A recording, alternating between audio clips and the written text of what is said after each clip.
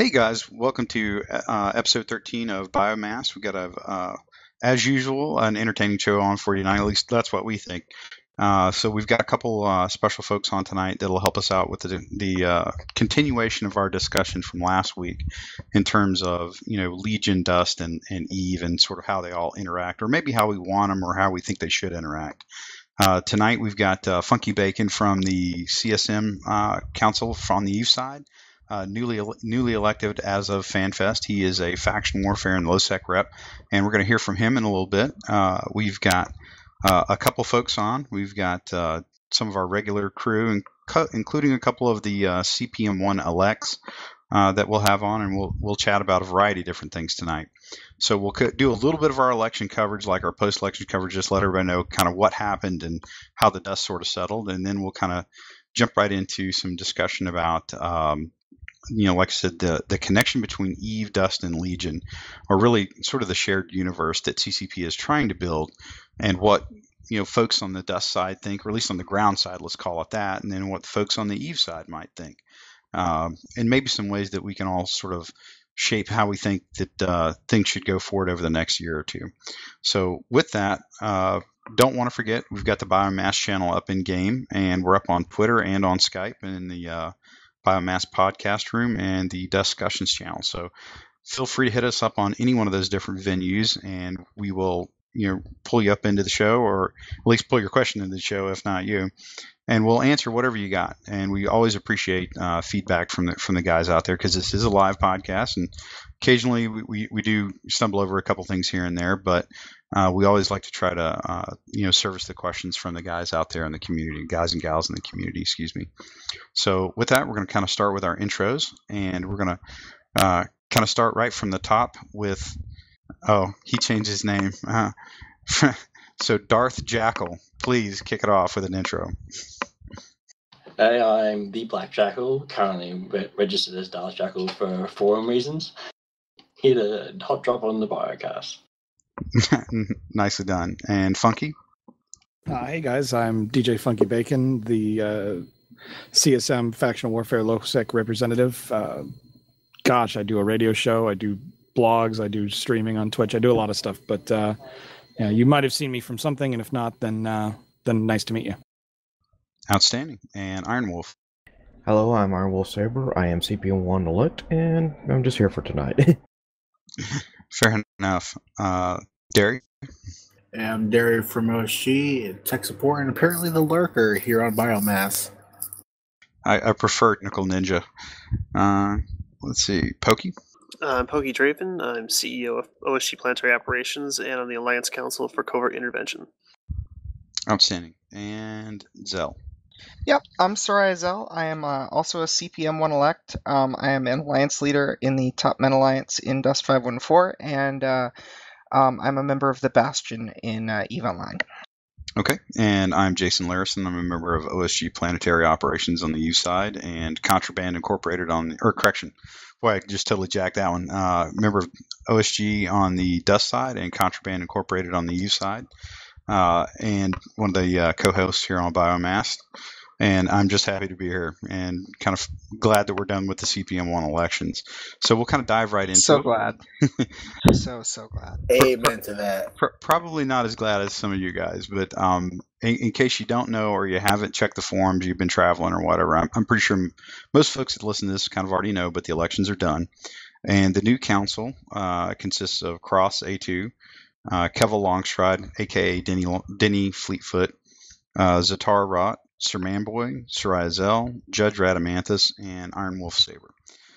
So, we're going to kind of talk a little bit about sort of the aftermath of how the voting all shook out and stuff. But I did want to give a very specific mention to everybody that ran, everybody that stepped up and put their name in. It actually takes some testicular fortitude to step up and do that. And it really showed that you have a lot of people who are very interested in the future of Dust and the future of Legion, or at least maintaining the player base and servicing the player base in Dust as it transfers over to Legion at some point in the future. So what that tells me is that broadly, even though that there's a lot of there's some very understandable ill will towards CCP on occasion, particularly in the Dust community. What it tells me is that you got a very healthy group of people that are interested in maintaining the community and maintaining the positive things that CCP created, and really maintaining the positive things that the players did with the tools that CCP provided. So with that, I really wanted to give a shout out to everybody that ran, and a lot of people came very, very close. This is actually a fairly tight election, and I think Zell's going to talk about that in a minute. But like I said, really seriously, just a special mention to everybody that put the time in, answered questions, and provided some really good feedback to different players and to CCP. And everybody that I saw was generally very value added. Not a whole lot of disinterested candidates, so to speak. Most people were quite legitimate and quite serious about wanting to help and wanting to run. So with that, I'm going to turn this, I'll just kind of open it up with Zell. I think he's got some election facts that he wanted to kick off, and we'll kind of see how the conversation goes. So Zell, take it away. So there's 937 votes, which is low, especially if you come from the Eve side and you've seen the CSM elections. I think they get somewhere around 30K sometimes. Funky, do you know how many were on the CSM 9 total? How many votes? Total votes, yeah. I'm going to be honest with you and say that I forget. All right. I want to say it was 9. Was it 9 or 10,000? That's way lower than it used to be. Yeah, Yeah. I'm going to have to look at that for you because yeah, give me a minute, I'll find it. All right, because I know the big famous thing was that the last time that the Matani ran, he got 10,000 votes just for him. But so it seems small, 937. I know there's already been comments on blogs and forum posts on that. But compared to, I think that the percentage of Eve players to voters in CSM and the percentage of Dust players to the people who voted for CPM, I actually don't think it's that bad. I think people, it sounds worse than it is.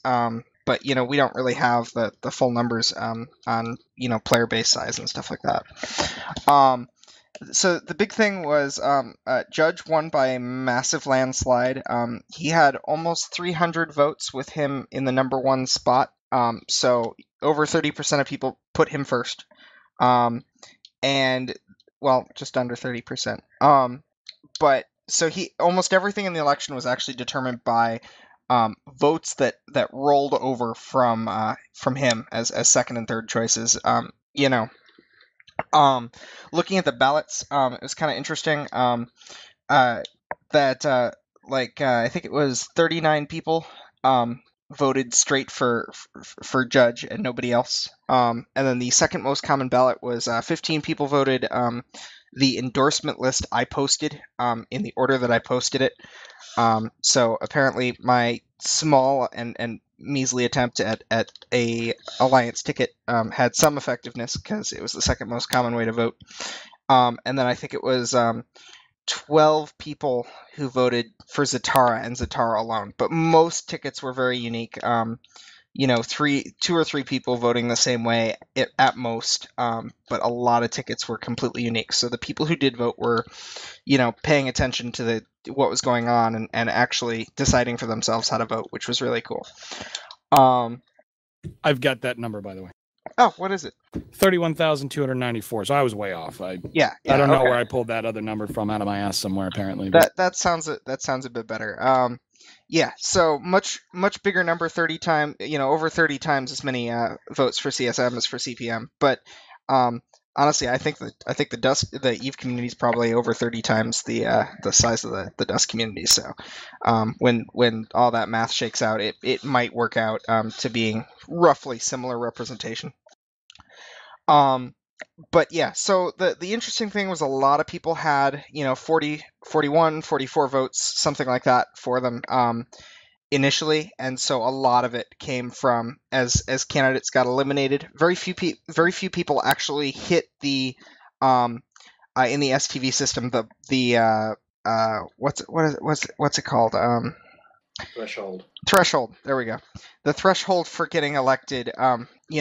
I think until way later in the system. Judge hit it instantly, of course. But everyone else took a little bit longer. Denny, Dusk Uni was the second choice. Zatara came in third. I think Cross came after that. And then it was, I want to say Sir Manboy and then Iron Wolf and myself, but I think I was in the 6th place or something like that when it all shook out. But yeah, like Appia Vibia was the runner-up, 8th choice, the last one to be eliminated. Jackal took, I think his alliance split hit really hard though. Yeah, did you want to say anything on that? Because I think you tried to work out whether or not you could have done better. I did work it out. Either way, my alliance wouldn't have got me through, even if they had all voted for me one. I have worked that out. Okay, all right, because Expelled and him both ran from Final Resolution. Cross got in, but Pokey did not pick up the requisite votes from eliminations like Cross did from OSG. So it was interesting. I think a lot of candidates, a dozen votes could have swung the other way. Things the other way. There really was a lot. Everyone was really close together. After like Judge and 1 or 2 other candidates, then the rest were all probably within 10 or 12 votes of each other. As I say, every vote counts. I think it really did in this election. So yeah, I mean that's pretty fair. I mean, by most people judge that not the person, but most people judge that Dust on any given week has about 4,000 consistent players. On any given day. And if you think about it, you had about 957 total votes. So you figure a quarter of the population of consistent players voted. And for the first time you're doing an election for a game that's, got a questionable future and will likely merge or meld or morph into a different game on a different platform. That's actually not bad. Yeah, though I have to say, though, I don't buy the claims that there's only a community of 4,000. I think the numbers are a lot higher, but I'm talking about just consistent logons or unique logons in a week. Because, I mean, a lot of that's usually based on the PCU value, and the peak value is a poor representation for how many people log in within a day. It's about usually 12 times more than your peak for the week, so it's about 48,000 player population, give or take. Yeah, that makes sense about. So just curious if anybody else had any thoughts on how the STV voting system worked or anything like that. Because like I said, a little bit new for the Dust crowd. But anybody had any thoughts on that? I think it's a pretty fair system to make sure that your votes actually still do count, because there are candidates like Judge who will win by a massive landslide, and you're going to feel that your vote just got wasted on electing a guy that's going to get elected. Yeah, the STV vote allows you to, if you've got somebody that you really like and you'd really like to see them win the election, but then you're also looking at it as like, well, I don't know how many other people feel this way, and am I throwing my vote away? So in like a single vote system, you might look at one guy and be like, wow, it'd be really awesome if he won, but like he's somebody that I want to win and nobody else. Now, at least in the STV system, you can put them first on your ballot. If they don't go in, then then your vote then trickles down to the next guy down on your list, and so forth and so on until one of those guys does get elected.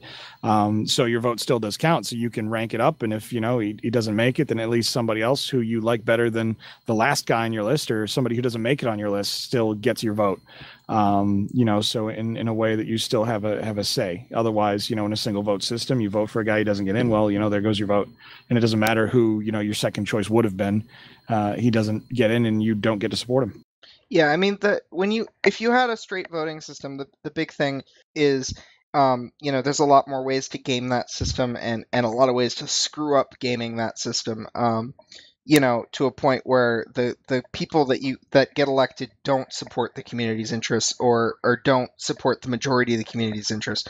Where I think in most cases, I think most people were pretty happy with people who got elected. I know Iron Wolf is still getting hate mails and stuff like that on the forums, but I think that's kind of to be expected of any incumbent. Yeah, I think that's a fair statement. No, I'm sorry, Iron Wolf, go ahead. Well, if they wanted me out so bad, they should have got a whole bunch of 12 or 20 of their friends to vote against me. Fair enough. Yeah, I found the process to be kind of interesting, being an interested observer. But in the end, I'm pretty comfortable that everybody that got into the council, or at least to the CPM rather, will do their best to help out the Dust community and help develop and shape the Legion game. I've dealt with most of them personally on a couple different levels, and I know as a player I would be relatively comfortable, or at least I feel that they're approachable enough to engage. Now, I'll be very upfront. It's like there's a couple of people I'm not entirely sure. I'm going to keep a very close eye on because I'm not really sure how they'll react as a CPM, or I really didn't want them to be on in the first place. That doesn't mean I don't think that they're not going to continue to carry water for the community. And I think that's a fair assessment of a lot of people, that everybody, when you got 7 positions, at least half of them are going to be people that you like, and probably the other half will be people that you're fairly lukewarm about at best. And maybe that's not a bad thing. Yeah, and the thing is the time for the politics is over, and we'll be all of us will be working as a team. So. Yep, fair enough. So, any last comments about the sort of the results of the election, so to speak? Nope. All right, sounds good. So I did want to kind of transition. We're going to kind of pick up our conversation from where we had last Sunday. Towards the end of the show last Sunday, we started having a lot of discussion about, we walked through a bunch of different stuff about Dust, a lot of kind of the inside baseball on Hotfix Charlie, which is sort of the next pseudo patch coming out and all that kind of good stuff. But we really got it kind of in a very unexpected discussion about the linkage between Eve and the first-person shooter side of New Eden in the form of Dust currently, and Legion in the future. Now, we really kind of focused a lot of the discussion about Legion. Now, some of this was kicked off because a CPM 0 member named Kane Sparrow of Kane Sparrow fame basically indicated very clearly that there was no plans to have a linkage between Legion and Eve. Now, that was a bit of a news to a lot of people, or at least we certainly hadn't heard it in so many words from anywhere else, because that was clearly one of the things that was even the most bitter of vet that had been around for a year or two, that kind of made them raise their eyebrows a little bit, because one of the things that drew a lot of people to Dust, or that was one of the kind of the unique hooks that CCP could put out, was that it was a true cross-platform, cross-title game, that basically 2 entirely separate gaming mechanisms could be brought together at different points in time in the game and from a social or meta perspective. And those were some of the things that were really, really unique. And frankly, to the best of my knowledge, I haven't seen done anywhere else. And even though there was a lot of harsh critics about Dust and when it first came out particularly, a lot of them did note that even if it was an anemic link or initially a very thin link, the fact that they did it was something that was pretty innovative and fairly groundbreaking. And when you go back and you look at some of the subsequent reviews from Dust that were about a year after the game was released, they were, I'm not going to say more kind, but they were much more impressed with the linkage between Eve and Dust when you really got into faction warfare and how PC had developed. Because if you'll remember, there was a lot of when Dust first got released, what you see now in terms of the ability to work with the Eve side was even less than it is now, or really the effect that we would have on things is less than it is now. So that kind of got a really interesting discussion going. So I kind of wanted to open that up to the room, and we have a couple differing opinions. We'll kind of lead it off with Black Jackal and kind of talk through what his take is.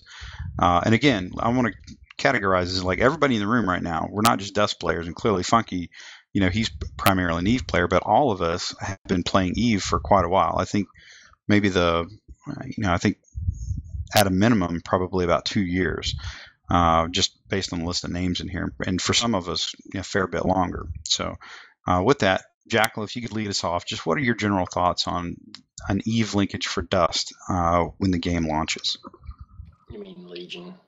Yeah, But you know what I mean. Either way, that being said, it needs to be planned for. it doesn't need to be on at launch. That's one thing I'm probably an advocate for. It really doesn't need to be on, but definitely needs to be planned for and integrated into it as if, okay, when we're ready for this part of the link, we can flip a switch and turn it on rather than try have to rewrite the code and tack on code and stuff like that. That gets messy. We actually saw that a bit with Dust, and Dust had a dedicated team working towards it. Legion, if it doesn't have the same dedicated team working on the link, it shouldn't have the link at launch, but it should be planned for and seeded into the actual gameplay. So all it has to do is flip a switch and it's activated. And my personal inclination is to disagree with that. I think it's I go back to CCP Rouge's quote on his justification for why Legion had to be, a new game, and that was that. He said that you can't. I think he said you can't replace the engine of a plane in flight. And I don't think you can build a game around not having a link and then take that game and add it in later. And I don't think I'm not saying add it in later. I'm saying put it in, but then flip a switch while it's going. I don't think that works. I don't buy it. I'm sorry. It's my personal opinion. I don't even think you're going to get the game sticking around long enough for people to buy into that, for you to be able to get to the point you can turn that on, if that's not part of the original selling point of the game. Dust originally wasn't part of... they had the story, they had Templar 1 in the story, and that was in... But Dust wasn't integrated with Eve. What was there was you had the Omar race, you had the Countdown, that was the game, and then eventually it joined in. And me as a person, I didn't know nothing about Eve. I played Eve based off of Dust. And that was fine for me. For me, what sold me on Dust, and it's probably what's going to sell me on Legion too, is, okay, it's this game in this universe that's going to be joined together. And, they have... For me, it's always been what the game's going to be. CCP has always sold me on what it's going to be down the road, and just have a little bit of faith. And like Jackal was saying, it doesn't have to be there day one, but it just, as long as it's on the roadmap, I think it'll get people to stay around. But it's not day one, and it's 2 years down the roadmap, and it's still not here. And I don't think that I don't think everybody's willing to reset the clock on waiting for that. I think what we're looking at as far as from the Eve side is concerned, when it comes to any kind of a linkage, is that, if you're going to do it, if it's worth doing anyway, it's worth doing right. When I look at the link that we presently have in factional warfare between Eve and Dust, it is there. It's functional in some respects. In some respects, it's okay, and in others, it's actually pretty terrible. It's really a mix, and I could go into, the different things of it. I think that if they were to take what we have as far as a link with Dust and port that, if they were, and I know that that's not what the plan is at this point or whatever, but even if they were to do that, it wouldn't be good enough. And I would consider that what we have right now is a link between Eve and Dust in the factional warfare part. At least I haven't been out to Molten Heath. I don't know exactly how that stuff works there, but I would consider the link that we have as it stands right now to be a relative failure. It's mattered a couple of times in home system sieges. I've seen Dust actually matter when people can kind of link up and stuff, but when it's not an actual home system siege and it's just random battles on the map and things like that, it's just there's a handful of people that do them. I've done some of it myself. I've killed plenty of Dust players from orbit, but it's still it's very far from an ideal system. And I would honestly say, I don't think I've done it in months, because it's to a point where it's just like finding the content is more difficult than it has to be, among other things. Yeah, well, just to fill you in, over everything in Molten Heath is pretty much like the FAC War thing, except worse and not as functional. So, well, then that's horrible, because you see the what best we have... you see the best of the link over where you're at. But what I like about it, honestly, what I like about it, I like being able to join to join like the voice comms of a Dust squad that's on the ground, and being able to talk to those guys, and hearing the reaction, when I take a shot from orbit, and then being like, oh man, look at that, and then I get to see the scroll of like all this shit that I hit and everything else, and and that's pretty cool. And then it's also intense, when somebody sees the beacon and system and they come to fight me. I mean, there's other issues with it, in that the most optimal ship to perform Dust orbital strikes with is a destroyer, and that ship is hardly vulnerable, and it's not worth it to do it in groups. So there's that, and then there's the thing of actually finding things, finding battles where we have to use completely like player made things, even to just find Dust people to talk to and try to find like who needs support and what. And then of course you've got the several jumps, if you want to actually make it to a fight in time to do more than one orbital bombardment, and sometimes even get there in time at all. You have to fit up a destroyer a very certain way, which is going to gimp you in a PvP aspect, so that you might be able to do an orbital strike, but you're not going to be able to do jack shit to defend yourself. So there's a lot of issues there as far as that is concerned. It's funny. You struck on the one thing that I actually believe Dust did right, which is the social aspect. It is the social aspect that you have to link up with players. You join their chats, you do that sort of stuff to actually find out the info. That's one thing Dust did really well, and that's part of the link I do want to see moved over immediately. So we still coexist in the same sort of universe, even if we don't directly affect each other in the first place. Yeah, but what's the meaningful result of that? I mean, so if we can join each other's chat channel in Legion from the get-go, but we can't actually interact in any way, shape, or form aside from chatting, I mean, why even bother having that much of a link? It's not really. It's kind of pointless when you think about it. There's nothing that you can do to help me. I can't help you.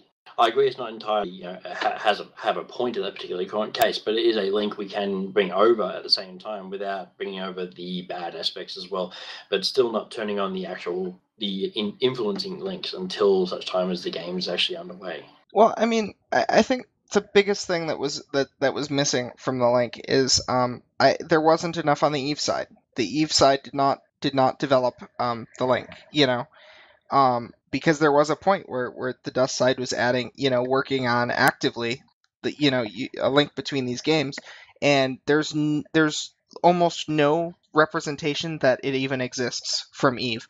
You can't see, you're sitting over the district and a lot of times you're sitting over a district for 20 minutes just waiting for the target to lock so you can press fire once and see the results. There's no, there was no ability to see, if you're over the district, be able to see even the current score of the match, and see just the little progress bars for MCC health.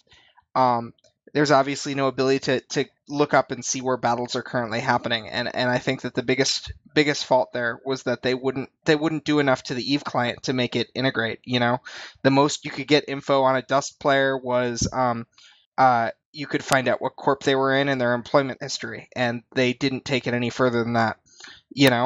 Or if you did find a Dust battle that was going on or something like that, or somebody notified you, saying like, NLRE 2 District 6, and then so you burn over there, you get there, the fight's already been going on for 5 minutes, or you don't know how long it's been going on, you don't know how it's going to end, and then you join the district, and then you're trying to talk to people, but nobody actually on the Dust side can hear you or talk back because they don't have that turned on because they're in like a squad chat or something. You can't join a Dust squad.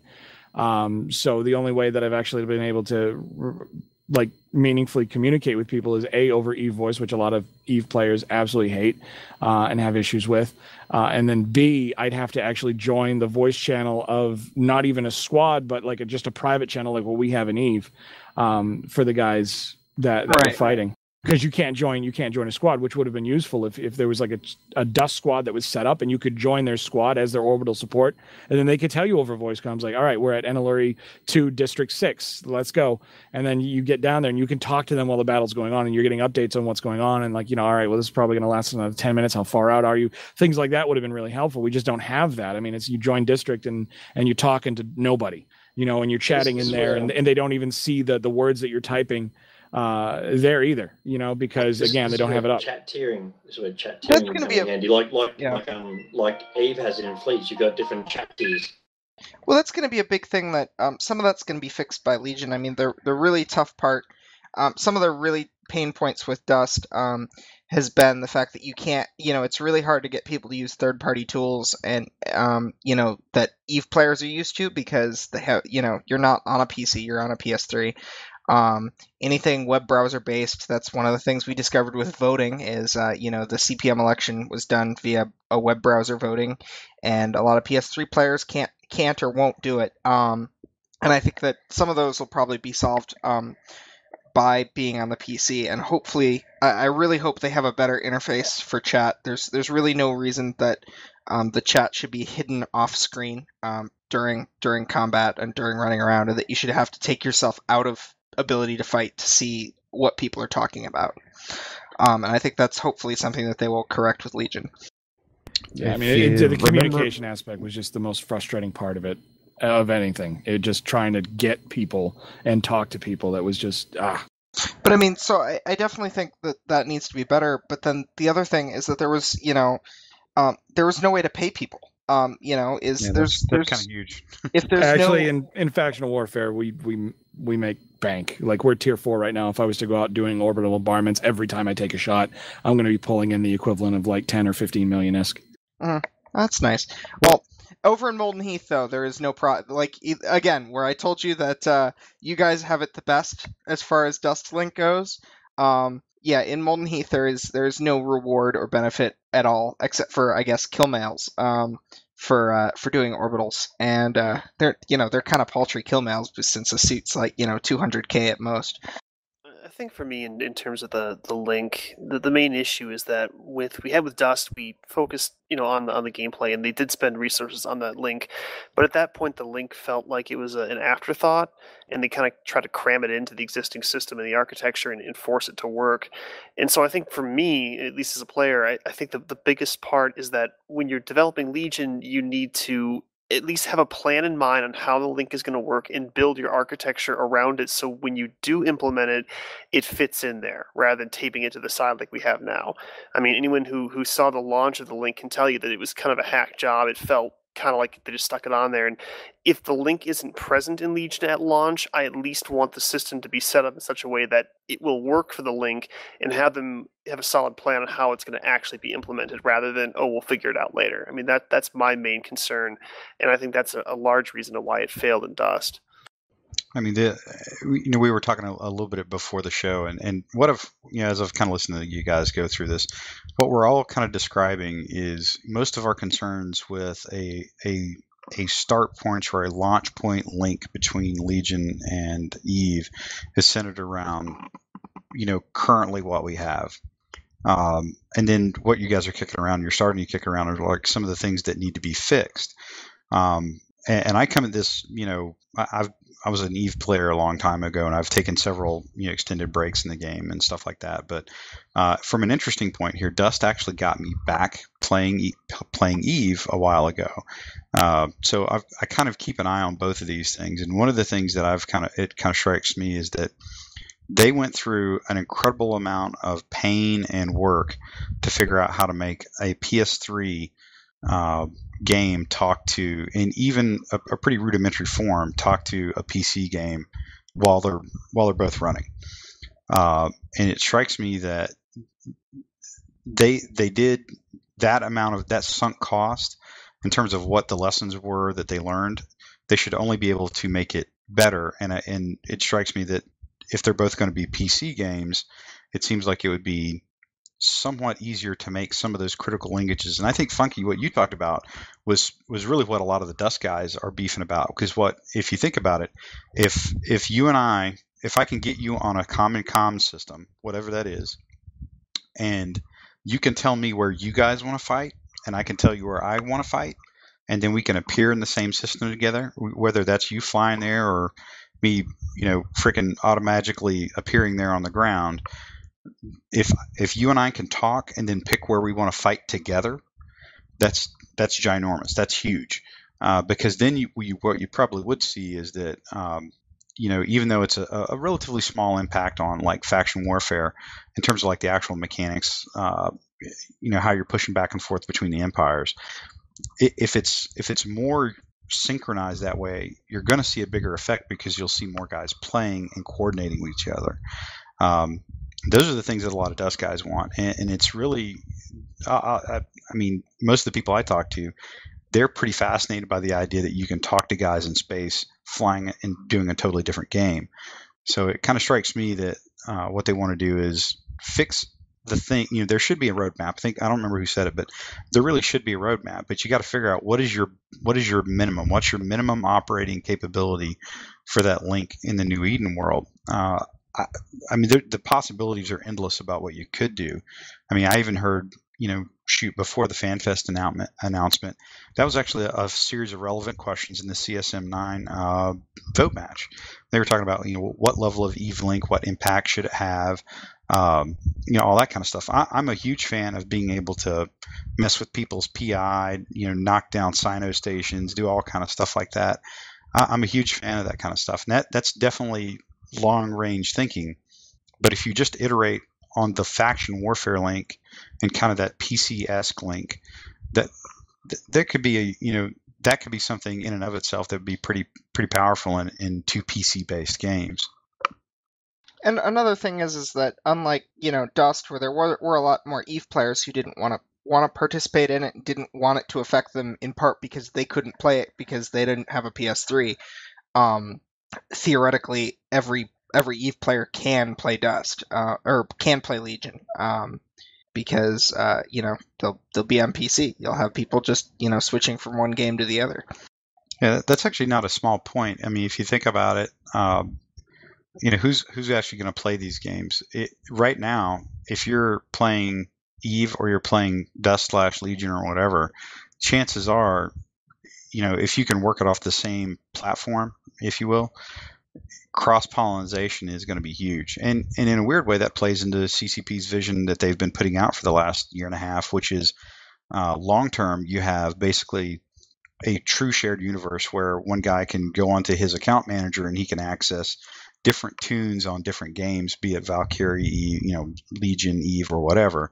And I think that's not a small thing, because if you want the game to start, a great way to start it off is try to take care of the people that are playing essentially your super beta now in Dust, and figure out how to get those guys over as that kernel of initial players. But then how do you incentivize the Eve players, which is an existing player base that you have in that universe? How do you get them to want Dust, or want Legion to be relevant? How do you get them to play it? Right. And to me, you got to make it worth their while. And that was my thing on the Eve side, is like the best thing about Dust was I could look on the PC timers, and I could fly out there when I knew there was a PC going on and just roll into somebody and just crush them. And I got into a lot of good small gang fights that way, which was kind of fun. But as FunkyBacon kind of said, it's kind of pointless in the bigger scheme of things, other than just rolling in there and having a fight. So that was kind of my thoughts on it anyway. Yeah, and the thing is as I heard this from, people on my side of Eve stuff, and all of their answers on, actually being interested in Dust or caring about Dust came down to, we'll care when it affects us. And Molten Heath didn't affect them, Faction Warfare didn't affect them, so they didn't care about it. And if they're hoping that they're going to get, a whole bunch of Eve players to play this game with it not having any way to affect Eve, I think they're kidding themselves. Inversely, that's also been a major stress point when I've been talking with several Eve players on the possible link. They don't want a content that they're mostly responsible for being stolen away by other players, especially far fewer players. When you say they don't want content stolen away by other players, can you maybe clarify that? A quick example would be a Titan takedown. That is a monumental effort requiring hundreds of pilots to do, usually, if it's a pretty good fight. And chipboarding, by some people's plans, would rob that content down to 32 players, so to say. I think there's a lot of assumptions being made in that. I mean, I don't think they'll ever let us get on hypotheticals. Yes, that's been the main concern, though. That's another reason why I'm getting a lot of fight back on when I go around asking about a possible POS takeover. Is the same thing. They just rather blow up the station with their big-ass fleets instead of capturing us, which is still baffling me to a point. I never bought the POS capture thing. It just seemed like such a such an odd choice for something to go after because Why? That's like the most iconic thing you can think about is literally taking over somebody's stuff in But space. the thing is again that's the thing is so the biggest thing Eve side is that people don't want their stuff in Eve to be possibly taken over dealt with by people in a completely different game that they feel are in this case they felt were just console kiddies. No, they don't want something they can't control or affect in return. That's Right. Let's clarify that because I but I think mean, that you're the talking theory about is that your you would first- be able to affect them in return. But you're talking about the first way you want to introduce this potentially this link is to go after a player-owned starbase, which by its very name is a major player-owned asset. It's very strong. Hold on. Personal. I did not say that should be the first thing that they do. In fact, I think that would be one of the last things they would do. But in terms of the ultimate vision for what you should be able to do, I think that it's. I mean, I could see ways to affect. I would rather see affecting certain POS modules, something like that. I definitely I would love to see, in terms of specifically how you could change the course of the battlefield Eve side. I would love to see some sort of system where Eve pilots and a Dust team could work together to covertly sneak in and take down a Sinojammer, so that you could bring in a larger, your larger force. That sort of thing I think would be really cool. I think that in the shorter term, particularly because at least as far as we've seen so far, maps are on planets. I would much rather see them start with planets because planets are, I think, the least developed side of Eve, and I think it's the side that we should be developing and really adding value to. I would like to see structure, the small deployable structures. I would love to see more small deployable structures that dealt with planets and worked around planets and interacted with the orbital mechanics. I definitely want to see interfering with planetary interaction. Yeah, no, I'm totally with you, but I kind of think some of the things that Funky laid out are the things that I would most like fixed first.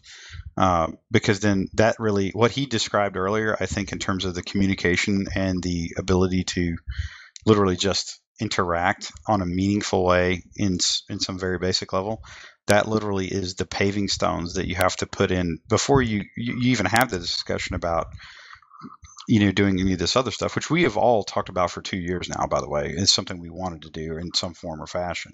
But I think what you got, what he was talking about in terms of faction warfare, or even PC, which would not be that hard to do. I mean, you could literally just, it's like whoever owns a planet, it changes bonuses. They kind of, in a very, very thin way, did that.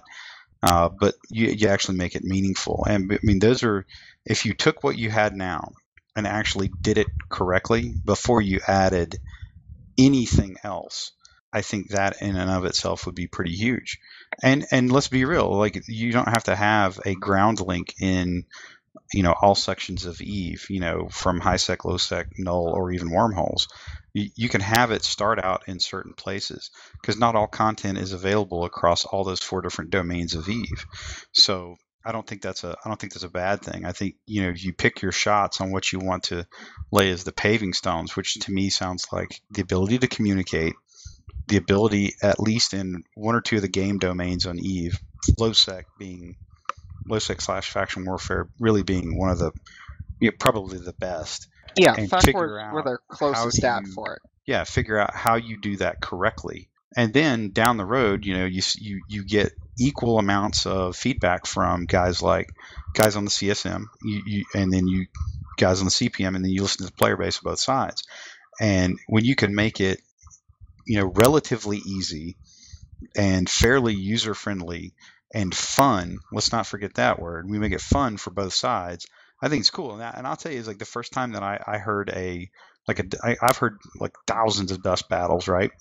But when you hear it when you're flying in space for a dude, it's pretty interesting, particularly when there's only a few voices on the other side that and you listen to what they're doing and you listen to how they play, particularly higher end PC teams, I truly believe that there's this thought from a lot of EVE players. They think there's a bunch of 13-year-olds that play this. They're not. They're a bunch of dudes that look like just like the guys playing EVE, which may or may not be a good thing. But it's kind of interesting. Like FC calls that I've heard in EVE, no more or less relevant than what you hear a ground commander calling in Dust.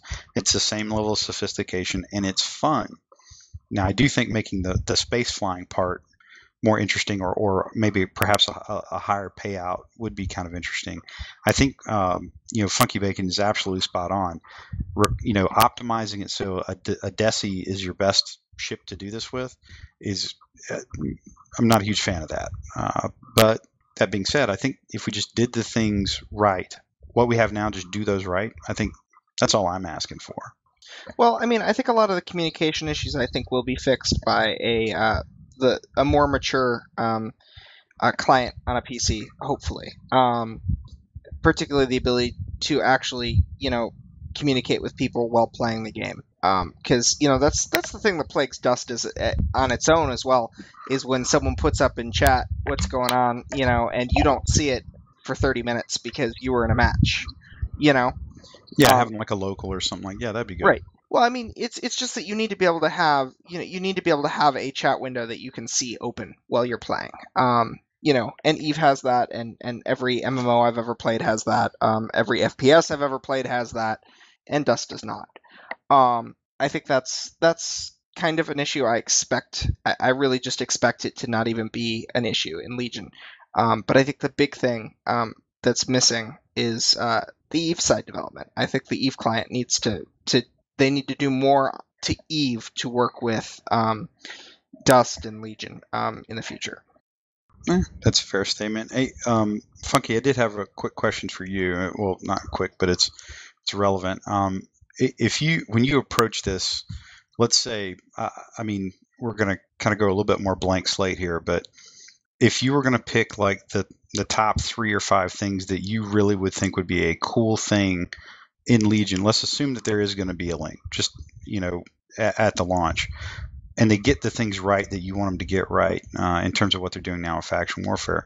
What are the kind of things that you think you and your folks on the EVE side would like to see from Dust Mercs? How would you like to use, or Legion Mercs, how would you like to use them? What would you like to get out of them, and what level would you be, I guess, what would you find acceptable for the ground side's ability to affect what you're doing? Well, I mean, I would start off with what I like about it. Actually, while you guys have been talking, I dusted off, no pun intended, one of my old channels that I had Dust guys with, just to see if anybody's still active. I popped in, because right now Galente's at tier 4, so every time I fire my guns at a Dust battle, I get 15,000 LP, which is insane. But anyway, so just grab that. I was able to find someone who could let me know where a battle was, so that was positive. Like that part of it. But then, of course, I come in, I had to fly 6 jumps, which I did not really, like that. With what I have to do to my destroyer, like basically I have to rig it for warp speed, or because I could end up going like 8, 9, 10 jumps and I wouldn't even make it to the battle in time. So the travel time is a little bit, like if we had more warning, that would be good. I like that once I'm here, like somebody calling targets, which is cool. But again, I talk to the guys in their district chat and nobody can see it. Nobody responds. So I just have to hope that they're paying attention and they know they have a strike incoming. So if the question is what would I like to see, I'd like to see what we have here, but actually like working. I'd like to be able to communicate effectively with the Dust guys in some meaningful way and be able to interact like this. I like orbital strikes. I like the kill mails that they generate. I like the rewards and the LP that we get. I am actually going to be really sad when they switch off Dust and move over to Legion, and there's not going to be that link anymore, because this is something that I do find relatively enjoyable if I can actually interact with the guys on the ground. So that's really what it comes down to. And I think a lot of that, again, is just making sure that chat actually appears on the screen during combat. Could be as simple as that. Legion. I mean, because right now it doesn't. That's the thing. Is if you've never seen the Dust client, all the chat channels are a slide out tab from the right side of the screen. that you access with a select button, and then you flip up and down through the channels. And there isn't even an indicator that a channel has new messages while the chat channel is not pulled up in combat. There's no representation you get new messages while you're fighting. Yeah. I mean, like right now I've got 15 seconds until the next strike. It'd be really handy if I could tell them that and they would know that they've got 15 seconds because somebody could already be looking for something to hit. But I can't really get in touch with these guys. I have no way to communicate with the guys on the ground. Yeah, and that's definitely, I think, something I think I've already talked about once or twice, and I do think that is a high priority for something that they need to change for Legion. A feature that CPM 0 has kicked around was allowing EVE players to spend LP to determine where battles will be at. Fuck that. Hell no. I'm not. Well, let me, before I say that, like, what was the logic behind doing that? Because I think the point is to gain LP, not spend it. It was to allow EVE players to help shape fights so they can actually put fights on planets that they want to fight at. Oh, you mean like they put up LP and that's where the battle occurs when they like, hey, I'm going to drop 1,000 LP, so I want X number of battles on this planet kind of thing? So yeah, that's the idea. Okay, well, I could kind of buy that. I mean, that makes sense. Like, they're spending on a resource, but the only way that you make that work is that whatever happens on the ground, whatever the outcome of the fight on the ground is, it's got to be worth that 1,000 LP. You know what I mean? It's got to be. There has to be a relevant cost benefit for me to give up LP if I'm on the EVE side. Well, the idea was it was supposed to be another way to indirectly help pay for faction warfighters on the ground as well, since battles that are getting paid by LP would not only increase their payout, but and probably throw them into that fight more often. No, but what I'm with you. I see where you're going with it, and it makes sense from an interactive model. What I'm trying to figure out is what would have to happen on the ground during the fight. How much more would that have to actually move the needle in faction warfare for it? At what point would it be worth it for a faction warfare corp or alliance to spend, 10,000 LP if they're going to make a push? Like, what are they going to get out of it? Let's say they're dust guys go in there and win every fight. What does that do for them? Because right now it moves the needle a little, not a lot, but a little. Well, right now the motivation I have to help out dust guys on the ground is I just did 2 orbital strikes and I pulled in 30,000 LP. Right. That's going to translate into about 45 million ISK worth of stuff. So my next strike will get me basically a free Vexor Navy issue. Is what I'm looking at. Like you would invest X amount of LP to get dial that up the much LP battles. back out. Yeah, okay, I can kind of buy that if that's and just for the record, like the highest I've ever seen an LP payout on an orbital strike was right at 20K, and that was like, everything was dialed in perfectly for that pilot, and that that's pretty rare. I don't think you're gonna get that much, but you're right. You can make some serious bank on the EVE side from the LP. Yeah. So on average, I'll get like 3 strikes in a battle if it's not like 10 jumps away. When this third strike hits, I mean, that'll be 45,000 LP for this battle, which isn't bad. Also, you don't have to deal with the flying around part anymore either. Well, I do have to deal with the flying around part because after this battle is over with, he's going to tell me where the next battle is, and I might have to go 10 or 13 jumps to get to it. I don't know where it's going to be. That's the thing. Is if I knew where it's going to be. If you could spend LP where you want your next fight to be at, though. I guess. Yeah, you would spend the LP so that you can make more LP where you're at. Yeah, well, the other thing is, I think if you get down to a UI standpoint, if at a minimum, if I could pull up the Battle Finder and I could see that, hey, the contested systems are this, and I could just click on like a drop down under faction warfare. This is, I want to fight for the for Gelfeven or whatever the hell, I want to fight for whatever system. And then I just spend the rest of my battles with my squad or my team continually going in that battle. Again, it's all about not only can I talk to the guys in the space, but can we coordinate in some fashion? So that way, like if Funky flies over there and I'm on the ground fighting, even if I'm not fighting in the same district or the same planet, but I'm at least in the same system, which I think is that's more practical if you think about it from a faction warfare standpoint. That actually makes sense. You're probably fighting for systems broadly. You're not really fighting for planets per se. So that I think would be more legit, because if you're inside the same system, even if it's on the other corner of the system, that takes you like a hot minute to get over there at most. The other idea that we threw around during CPM 1.0 was turning planets to more like a giant starbase, so to say, that'll come with modules and other sorts of system-wide bonus things that could be taken out from either front. So you could get a bunch of U-pilots and basically nuke it from orbit, or you can go the quicker route and hire dust marks to take it over instead. See, that's more what I would like to see. As I mentioned earlier, I would like to see, deployables and stuff like that attached to planets, and I would like to see planets actually have. I mean, when you think about it, a huge part of the population of the universe has to exist on planets, and they're so completely separated from Eve, and there was a lore reason for that. Something about Capsuleers not being able to go down to planets, if I'm correct, Iron Wolf. No, there's nothing banning us from walking around on planets, really.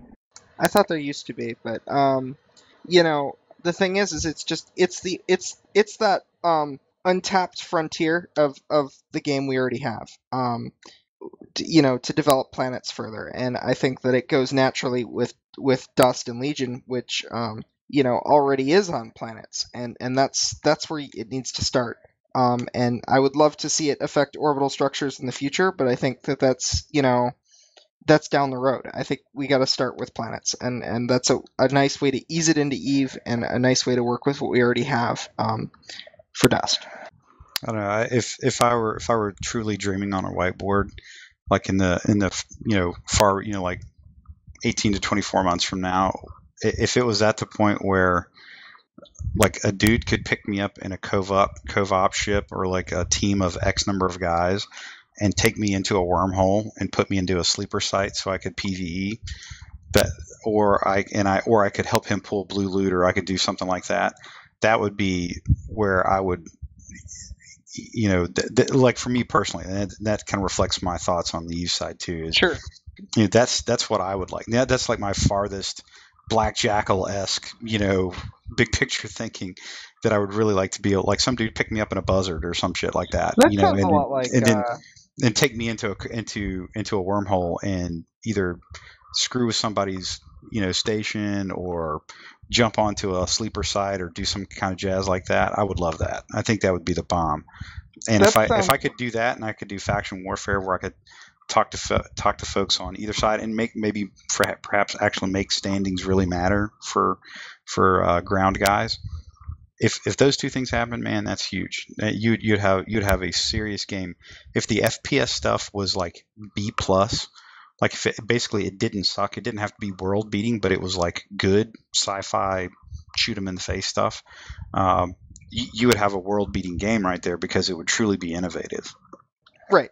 And I that's my point on the whole thing about focusing on focusing on being a shooter as opposed to focusing on the link is I think CCP can put out a B plus shooter. I don't think they can put out an A plus shooter, and I think it's a waste of the time and effort to try. I don't think they're gonna compete with Bungie and Infinity Ward and Respawn and such. In that field, but they have such a wider and better field to work with in the New Eden universe, and linking the games in a way that no other company can. That's a category that they don't have to compete, because nobody else can compete with them. Well, what it would also do is it would continue to keep them in front of things like Star Citizen and Elite. That as well. That's because, the bigger thing. Yeah, and I mean, one of the things I was going to mention there was your notion of being brought out to a sleeper site type of thing to PvE. That actually reminded me distinctly of the Team Avatar prototype for Eve that was tossed aside and thrown away and buried under 500 meters of cement.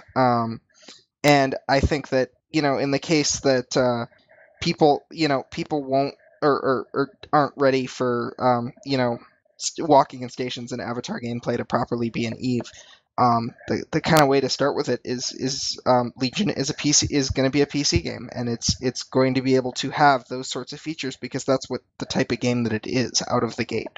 And at some point, those games could become closer and closer together. Yeah. Now I will kind of do a little bit of devil's advocate. I would say that I like the fact that they are focusing so heavily on making the core game, the core shooter game part good, because there are so many challenges with Dust, which, by the way, right now is not a bad game. It is not the game that was released 18 months ago, almost 2 years ago now. Rather, it is a pretty solid game. I mean, we bitch about it because we sound like the guys on Podside right now because we're bitching about it because we've seen it for so long. But I would say that you probably want them to put the lion's share by far of their dev time into making the game as good as they can. And now, for example, if they can only get it to the B+ level, that doesn't mean it's not going to take them A+ effort to get there. Does that make sense? I guess. Apparently so. Well, it made sense when I said it in my head. Okay. What you're basically getting at is that even if they can only deliver B+, they need to make sure they're still focusing on it to give the best they can. Because if they give it a B+ effort, it's going to end up being a C+ game. Yep. There you go. That's why I pay you to keep. That's why I pay you all my corp taxes to keep you around, Pokey. That's what I'm here for. So, real quick, since we're not really going to be able to get a consensus on this one. It's just kind of literally a fun whiteboard discussion. I just want to real quick around the horn. Does anybody have any thoughts on sort of the linkage between the two, or what you guys think you would like to see? And here's actually my interesting question to all of you, since you've got one CSM guy and a couple CPM guys and a couple pretty helpful community members floating around. What would you guys like to see at the end of the year? Let's say when Eve launches.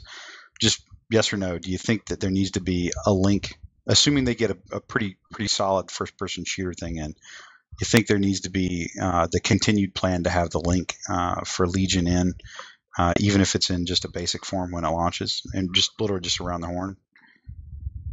Iron Wolf, what do you think? I think by end of the year we should at least have all the social links as already suggested, and we should be having a roadmap and possibly a test server of the link being tried out on various fronts, getting feedback from the community of things that make it work and things that are not making it work. For example, having FW on our FW on the test server probably would have led us to having a battle finder by now. But since we're on PS3 and we couldn't really get that, yeah. Okay. Funky, what do you think, man? Well, I think that a link at some point is going to be certainly important to. I mean, especially if you're going to be playing both games, and I would think that CCP would want to have that crossover, like somebody who plays Eve also play Legion, or at least I would hope. And I think that you're going to see a lot more crossover because, I don't have a PS3 and I'm not going to buy a PS3 for one game. I did, and it was worth it. Yeah, I've heard a lot of people who have said that they did and it wasn't worth it too. So I look at that in a mixed thing. Obviously, you guys on the CPM, you guys ought to be hardcore Dust players, or at least I hope you are, and I hope that you would say that. But I really. But yeah, I'm of two schools in here. Is that number one, Legion is going to have to be a freaking badass game. I mean, the PC especially is a very, very competitive FPS market, and if they just come out with something mediocre, nobody's going to want to freaking play it anyway. So they really need to focus on it being a good game. And if taking dev resources to make that link is going to make it a worse game, then probably better off that that they leave the link out. And if you're going to do the link, then do it right. Don't do it half-assed, which is kind of how I feel that the Dust link has been handled. Yeah, nah, I hear what you're saying, brother. If it's worth doing, it's worth doing right. And if you can't do it right, then just don't do it. And I'd prefer to have a solid FPS game that kind of ties into Eve in some way than, have a mediocre game that also ties into Eve in a mediocre way. Yeah, that's a fair way to say it. Okay. Pokey? I'm kind of with Iron Wolf on that, saying that we need to have, at the very least, the architecture and the plan to provide the link and hopefully have an actual working prototype of the link on a test server. I don't want to see a situation where they go, well, yes, we'll have a link for sure, and it takes 2 years to get to it, and we don't really know what's going to happen. So if there's no link, at least have the game set up in such a way that it's going to be able to accept the link properly and hopefully have a test server we can actually try it out ahead of time, opposed to kind of tossing it into the mix and having all chaos break out. Yeah, man. Again, you guys are all taking a different perspective, but it's all. I think none of you are wrong. I think that's a good thing. Zell, what are your kind of closing thoughts on this? My summary is just that I think that your Eve players are going to expect a link if they want to care about what happens in the game, and I think your non-Eve players are going to need a selling point that isn't just it's a first-person shooter MMO hybrid thing in sci-fi space, because there are plenty of those already. And I think that's your draw to new players. I think that's your draw to your existing players. And if you're not going to do it, I'm not sure why you developed the game. That I think is the key selling point to the whole thing. I think it's the thing that puts the whole thing together. So. No, I hear you. Hey, Derry, you got any thoughts on this, brother? I mean, you're kind of like me. You're just kind of the average Joe player that just likes to play for fun. Oh, for me, it's like I said earlier. If I would love to have at the end of the year some sort of a link to Eve. If it's not there and it's on the roadmap, I'd be down for that too. If I knew they were taking care of some of the things like the core mechanics of the game, making sure it was solid. If Elysian launches and it has all the core stuff figured out and it's a solid shooter, like you guys talk about a B+ shooter, of course I want them to be pushing for that link to make me feel like this is a unique game, not just the new COD or the new Battlefield, Okay. Yeah, I mean, broadly, I would just kind of say that the idea behind having a link game is really what's frankly made me stick around and play, because I don't have a lot of game time. I have a pretty busy real life, and I pick my shots on what I want to play, and the fact that I could play, kind of like spread myself between two games, but I could feel that there was a real linkage in not just the gameplay, but more importantly, I think the people that I was playing with. That's what was really important to me. Was that the people that I was interacting with, and that's how I was spending my leisure time. I was choosing to spend my limited leisure time with a group of people, basically. Having that pool of people being able to blend across two games is actually pretty cool for me. So with that, I think we've pounded on this horse pretty good, and I'm sure at some point we're gonna resurrect him and beat him down again, and that's just how these things go. One thing I did want to do, since we do have a CSM here, and we do like to kind of touch base with the Eve side on a fair amount, even though it's a Dusty Legion podcast.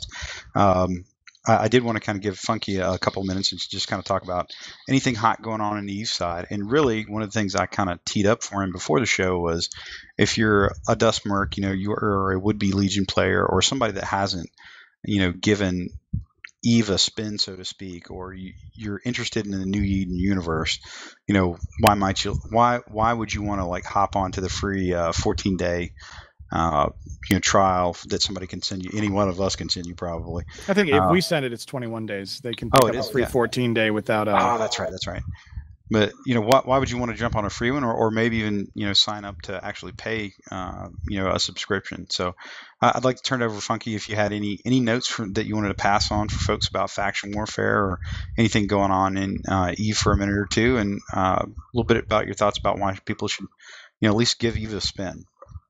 Well, I'll preface this by saying that I've never really played Dust, so I don't have much reference to go on. Like, you guys obviously all play Dust. For me, I don't have a PS3, so I've never been able to do it. Had Dust been released on PC, I'd probably have given it many, many tries. So a little bit different there. But from what I hear from those of you guys that play and things like that, if you've suffered through Dust and you enjoy the experience, then you would absolutely revel in the Eve experience. So, you get through that. If you like your skill point system and things like that, a lot of stuff was ripped right out of Eve. So yeah, some things we don't have as convenient. You can't teleport around the universe at will. You actually have to fly there. Everything in our universe is player made, which is kind of a thing. How do you guys don't actually make things in Dust, do you? No, we make things drop. That's about it. I would love to have Eve built stuff for Dust and have people be able to trade materials back and forth and buy those things. But unfortunately, That hasn't even come up on this discussion of the link today. Yeah, and unfortunately, we're never going to see that link now. I mean, I know that was the plan from the start, was to have the economies intertwined and things like that. But it was also obvious from the start that there was a huge gap between the ISK value of Eve and the ISK value of Dust. But anyways, yeah, moving on from that, I mean, so if you're a Dust player, well, you're about to lose your game anyway, apparently. So if you enjoy the New Eden universe and you kind of want to maintain a connection to that, I highly recommend popping into Eve. Out in Faction Warfare, I mean, we get a lot of new players out here. I mean, people who are popping in who just don't really have any interest in like the industrial side of stuff, and they want to get out and they want to get into some action, some pew pew. And my understanding is that a lot of FPS players are in it for the action. If you like that, then certainly what we do down in Faction Warfare is good stuff, and you might find it enjoyable. It's a little bit different than FPS stuff. There's no twitch reflexes or anything like that. It's a thinking man's game. But it's deep. It's definitely rewarding, especially if you get in with the right group of people. I mean, we've got the similar types of social aspects that you guys have in Dust. So I think that as far as Eve is concerned, in an MMO aspect, you'll find a lot of things that are very familiar. That you'll be able to kind of step right into. So if you've been good with Dust, then I think that you'll be able to integrate well with Eve, possibly more so than a lot of other MMOs out there, because again, we share that a lot of things in common. So. And of course, if you like, blazing guns and things exploding, and you like keeping track of your kill stats, because that's something like in Dust, you guys don't. Does it keep stats for? Oh, hold on, orbital going in. That, ladies and gentlemen, is live action. Yeah, that's what that was. Like as I was saying that, like the orbital target popped up, and I had to let go of control for a second so I could hit my F1 key and rain it down. So another. Look at that! Here come the kills now. And look at if you are still playing Dust, you get to be like me, and you just get to sit up here and just rain death down upon your Dust guys. 2 guys just died because I pressed a button, and that's kind of cool. So yeah, I don't know really how else to say it. Just give it a try and see if you like it, and if if the PvP aspect of things and the pew pew is something that you think you might enjoy, then get in touch with your local Factional Warfare recruiters and get in with some folks that are like-minded, and I think you'll have a lot of fun. Yeah, I would definitely kind of second that. I think pretty much everybody here would, since we've been all playing Eve for a while, I would offer that a lot of the frustration you feel at Dust, at some point you will probably feel at Eve, but it's such a different game that. The sharp edges won't hit you for a while. The one thing I would tell you, if you liked or enjoyed the social aspects of Dust, which, for the record, I think actually CCP, I don't know if it's really not anything they did, but the way the community of players around Dust grew, and the fact that you got a game that basically is, it's got a time clock on it, and it's going to transfer to some other platform. The fact that you've still got a fairly stout contingent of players playing it, that's a good indicator of the style or the commitment and the type of folks you're going to find in Eve. And frankly, you're going to find it in an order of magnitude higher. I mean, thousands upon thousands upon thousands of people that play Eve simultaneously, across the world, all time zones. And there's so much content in there that you can play. There's no style of game that you can't play in Eve, and it's very interesting. But the social aspects, if you enjoyed in Dust, you would find in spades in on the Eve side, I think. And really that's why the Dust side developed socially the way it did and the community did, because so many people tried to mimic what they saw in Eve, which was, in terms of the other entry from the New Eden universe. And that's one of the things that I'll be honest with you, I thought Dust is one of the few games I play on PS3, mostly because it's a time factor, but because of the social aspects of it. I could get a lot of the same things that I wanted to do out of Eve in Dust, but the play span's, obviously shorter. You can spend a long time in Eve and not actually shoot somebody, depending on where you're at and what you're doing. So that's just one thing I would kind of offer. Funky, what corp do you fly with in the on the Eve side? I fly for the Monkeys with Guns Alliance. We're a bunch of smaller corps. Although we have one very, very large Nubro corporation called Noob Mercs. So if somebody's listening and you guys are thinking about, getting in, and I might have another orbital here in just a second, but if you guys are thinking about getting in and stuff like that, then I would definitely look them up. The corporation is Noob Mercs, just like it sounds, and I think they've got like 280 or 290 people. They might actually even be over 300 by now in their corporation. Oh, there goes my orbital. Huh? So he's straight banking LP right now. Yeah, I just over the course of this little part of the discussion, I just made 30,000 LP, which is about 40 something million ISK. So that works out pretty well. Yeah, no, it's a good payout. They did a good job of trying to incentivize that. I got some nice kills that time too. Oh, nice. I don't know. I'm gonna have to get your guys' in-game channel so I can link some of these kills to you, and you can tell me if they're actually worth anything, because I have no idea what any of this gear is. Yeah, no problem. No problem, man. We'll hook you up. We have a Biomassed channel in game, in case we didn't mention that yet. It's Biomassed. What's a Soma? Is that a tank? That is a tank. Yep, that's a tank. Oh, so I just killed a tank and two infantry guys in one shot.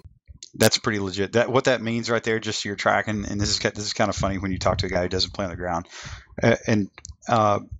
some people know this, but I'm in the military. I've been in the military for a long time, and I literally am having a conversation I've had with pilots. When I was in Afghanistan or Iraq, they're like, so what does that really mean when X happens? It's like, well, what you just did is you probably had a tank down there with two guys in it that were trolling the shit out of guys on the ground and really making their life hell.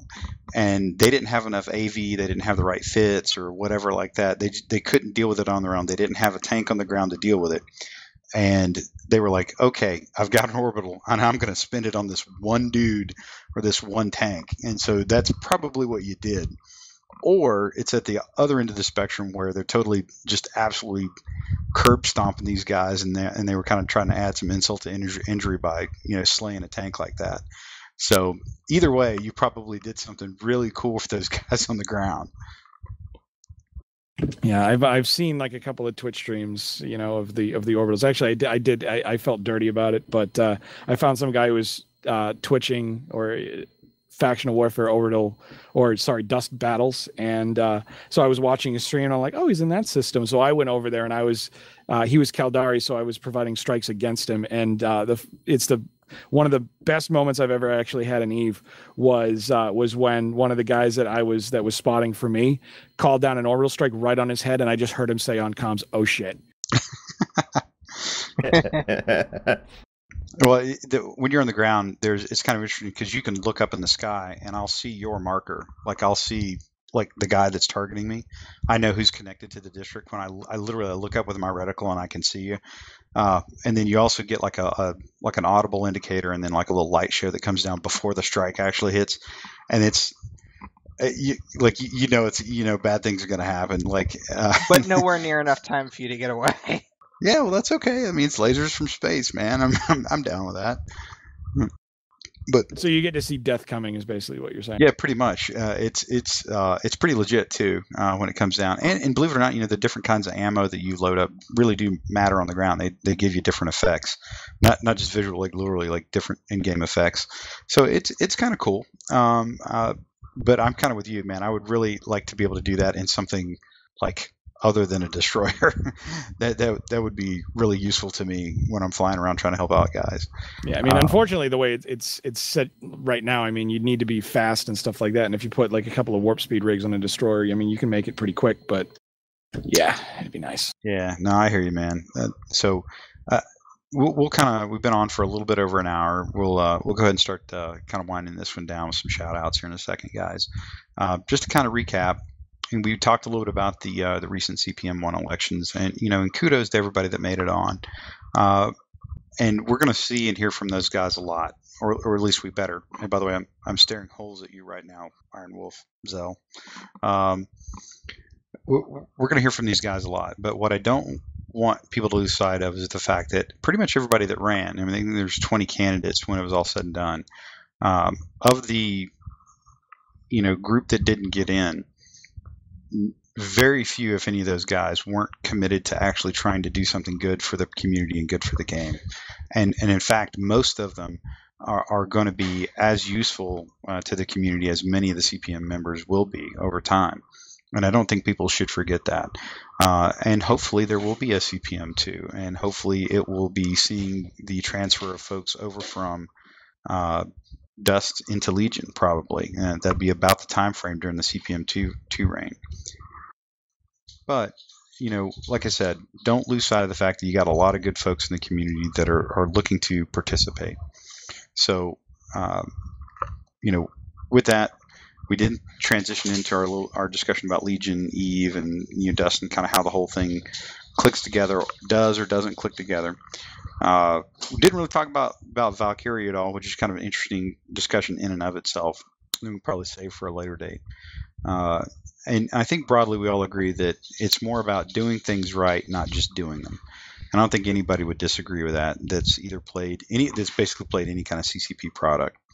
So after that, we had to let FunkyBacon give us a little bit of a education on how things work in the FAQ war and who we should join. I'm sure Monkeys with Guns would love to have a few recruits pile in. So if you've never tried out Eve, feel free, jump on, give it a shot, hop on, get the free trial, call somebody that does play Eve if you're a Dust player, and they'll hook you up with a free trial. Whatever you do, don't go to Killer 12 and get one from him. Just saying, it's probably a Rickroll video if he sends you a link. But again, really appreciate all the work that the CPM guys did, and we're going to be watching you. And I would like to say I appreciate the work that the CSM does, because I do play both games. So with that, hopefully at some point down the road, there'll be a lot more joint activity between the CPM and CSM when things really get down to where it matters for Legion. And I think that's one of the things that both communities could benefit is more CPM and CSM interaction down the road. We do actually interact somewhat. I mean, as it stands, or at least with CPM 0, I mean, we've had a lot of contact with them. So. And I think that's going to be even more critical going forward. But yeah, that's actually really good to hear. That's probably something not a lot of people realize. Yeah, no, that's one of our connections that we make, because I mean, there's things that affect all of us. So we do like to keep tabs on each other. Yeah, that's good stuff, man. So with that, we'll kind of start around with shout outs. We're going to start from the bottom and go our way to the top today. So Srizel. Yeah, I was just gonna mention too, really quick, is that I'm hoping, and I don't really know what I can and can't do yet, because officially this whole shindig starts tomorrow. But I am hoping to kind of hopefully be able to give somewhat of a status update week to week here, and we're just gonna have to see what I can do in that front. My big shout out is first to everybody who voted for me, because it was really close, and every single one of them, I love them dearly, and but to everybody who voted in general as well. It was a low turnout. Every single vote counted for everyone, and it was really, really important that as many people got involved as possible. Cool, awesome. Iron Wolf. I'd like to give a shout out to all my voters as well as the folks who continue to hang out in the dev hangout channel on Dust, despite no devs being there for a couple last months. All right, Derry. Just shout out to everybody that's listening to the podcast, to the new candidates. Wish you luck, and I'll prescribe you guys a lot of Tylenol for all the headaches you're going to have coming up. Fair enough, Pokey. Shout out to my corporation, OSG Planetary Operations, and also shout out to everyone who got elected. I hope the best guys got in there, and I hope you do a good job, so best of luck. And Funky? Yeah, good luck to the new CPM bros. Looking forward to seeing you guys around and getting to talk with you guys about whatever it is that we get to talking about. Awesome. And for me, shout out to everybody that showed up. And I want to give a one quick shout out to Luther Mandrix from, I think he's actually in your alliance, right? So. Yeah. Yep. He actually had a pretty interesting Twitter feed on earlier today. He basically kind of in so many words, laid out like how he found some new bros, like literally guys that have been playing Dust for about 2 weeks. And this guy's, I think, got around 50 to 60 million skill points. He's been playing literally since the gates opened. And he basically, of his own volition, just started his own little tutorial. Got him set up in some suits, taught him how to fit some stuff, kicked him some ISK. And that's something I don't want folks to lose sight of. Everybody, decries the pub stompers and all this other kind of jazz in Dust, which that's pretty valid argument sometimes that it's a tough part of the game. I would also point out that's a pretty normal part of the game for Eve, for new players to get hammered by more experienced players. Not saying it's right, it just kind of is what it is. But Luther kind of went out of his way to really to square some guys away. Basically a squad's worth of dudes with his own little tutorial today. So little things like that matter. And when you're in a game that's really generated by people, I don't really care if you're playing chess, checkers, first-person shooter, or a naval combat game like Eve. It's really about how you deal with people, and that's what determines if people ultimately will have fun in the game and will stick around and keep playing with you. So that's just a little shot for Luther and for everybody out there, particularly most of us vets that have been around for a minute. So with that, we're going to bring episode 13 to a close, and we really appreciate everybody that's been downloading. You'd be really surprised. We get a ton of folks that download this off of iTunes. We're really we're thrilled that you guys, somebody at least thinks that we're worth a damn to listen to. And anything that you want us to talk about, if you have guests that you want us to bring on, please hit us up either in game, hit us up on the forums or on Twitter. Most of us are on Twitter. We really do appreciate it. And anything that we can do to help out the community, that's really what we're there for. And I know we've got, regular CPM folks that come in here. I mean, Zell is a co-host of the show with me and Pokey. But at the end of the day, we are members of the community, and we want to serve the community and figure out what we can do to help you guys out and what do you guys want to talk about. So with that, we're going to bring this one to a close, and we will see you guys next week. And we will see you guys next week. And we will see you guys next week. And we will see you guys next week. And we will see you guys next week. And we will see you guys next week. And we will